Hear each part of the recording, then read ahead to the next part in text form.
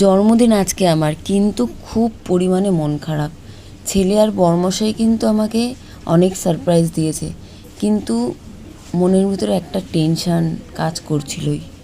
আমি সেটা কাউকেই বুঝতে দিইনি, না আমার ছেলেকে না আমার বরমশাইকে। আমি সারাদিন হেসে খেলেই ছিলাম। তো সারাদিনের একটা প্ল্যান ছিল, ভালো একটা প্ল্যান ছিল যে সারাদিন ধরে ভিডিও বানাবো। এই যে ব্যাকগ্রাউন্ডটা দেখেছো, এটা তো কালকে আমি কাপড় বসিয়েছিলাম। এখন আমি এই টাইমে লাইটগুলো বসাচ্ছি। এখন 10:30 বেজে গেছে, টিফিন করছি। তা আবার ছেলে নিয়ে এসেছে।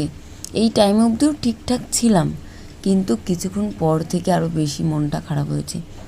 আমার ইউটিউবে একটু প্রবলেম হচ্ছে, জানো তো বন্ধুরা। দেখি ভাইকে দিয়ে তো ঠিক করাতে হবে, দেখি কি প্রবলেমটা, বুঝতে পারছি না।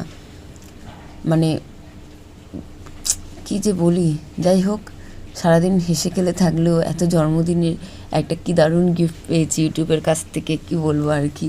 আমি তাও হেসে হেসে বলছি, আমার কিন্তু এখনও প্রবলেমটা আছে।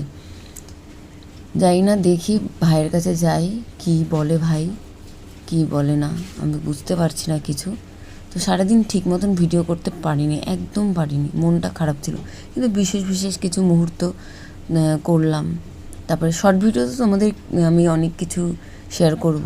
আমার কিছু এই জন্মদিনের কি সুন্দর সুন্দর মুহূর্ত আমার বরমশাই ছেলে করেছে, তো সেইগুলো ছোট ছোট ভিডিওতে তোমাদের শেয়ার করব। তো আমি একটু শপিং মলে গেছিলাম, জানো তো। তো সেখান থেকে অনেক কিছু বাজার করে এনেছি, যেগুলো খুব দরকার ছিল অনেক দিন থেকে নেব নেব করে।